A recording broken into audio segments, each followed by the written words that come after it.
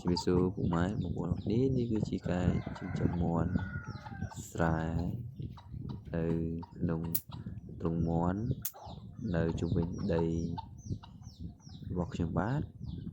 ខាងក្រោយផ្ទះហើយការចិញ្ចឹមមាន់នេះជាលក្ខណៈកំសាន្តជាអ្នកគ្រួសារអញ្ចឹងយើងមានមាន់យើងមានទាបាទអញ្ចឹងឃើញថាមាន់ចាប់ផ្ដើមមានការផ្ដល់ជាអំណោយផលបន្តិចម្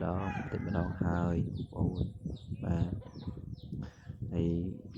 យើងក៏មានប្រៀបដែរតែប្រៀបនេះអត់ទាន់មានពងទេបងប្អូនមិនទាន់មានពងទេយកមកចិញ្ចឹមរយៈពេល1ខែហើយអញ្ចឹងមាន់ទាំងអស់នេះមានចំនួនប្រហែលជា10មាន់ជាងបងប្អូនហើយឈ្មោលចំនួនប្រហែលជា3មាន់អញ្ចឹងខ្ញុំដាក់មាន់ចិញ្ចឹមបែបដាក់គ្រួសារมันមានអីច្រើនទេបងប្អូនអញ្ចឹងយើងឲ្យចំណីវាស៊ីគឺដាក់នៅក្នុងចានដែកឬក៏កាតូអីគឺវាអត់ស៊ីទេអញ្ចឹងតោះតែយើងយកចំណីដែលសេសសល់ពីផ្ទះបាយហ្នឹងយកមកចាក់លើស្មៅបែបហ្នឹងទៅបាន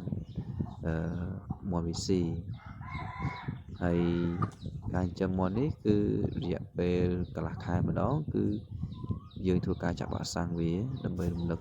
ការការពារពីជំងឺអាសន្នរោគដែលកើតមានឡើងជាយថាហេតុបងប្អូនហើយបាទបងប្អូនតចំណុចនេះចង់បញ្ជាក់បងប្អូនថារាល់វ៉ាក់សាំងបងប្អូនត្រូវតែរំលឹកវ៉ាក់សាំងអាសន្នរោគយូកាសហ្នឹងកន្លះខែឬក៏1ខែម្ដងទៅបងប្អូនដើម្បីការពារពីជំងឺដាសាយបាក់សី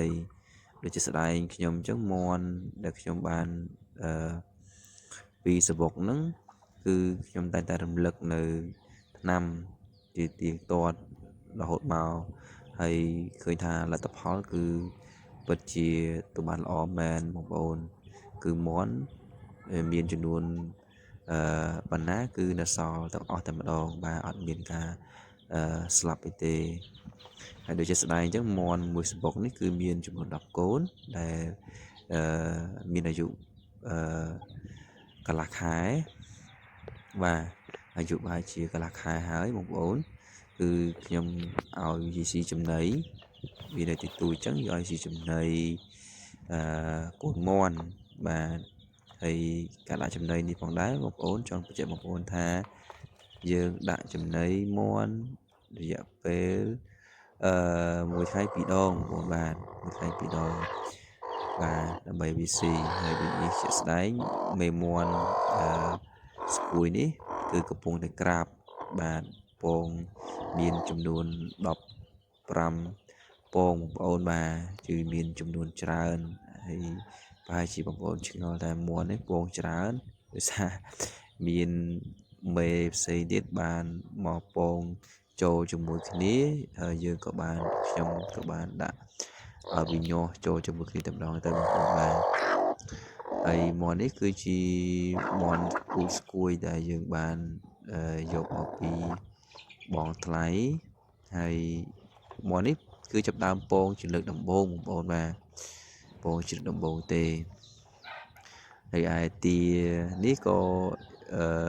ពីមុនទាមានចំនួនច្រើនបងប្អូនតែដោយសារតែឆ្កែខំគឺនៅសល់តែមានចំនួនតែ3ក្បាលទេបងប្អូនបាទមានមេ2ឈ្មោះ1ប៉ុន្តែអត់ទាន់ឃើញពងទេបងប្អូនអើយបើគិតតាំងពីយកមកចិញ្ចឹមមកចូលរយៈពេលប្រហែលជា3ខែជិត4ខែហើយបាទ3-4ខែហើយអញ្ចឹងបើសិនជាបងប្អូនមានពេលគ្រាន់បងប្អូនគួរតែចិញ្ចឹមមាន់ទៀត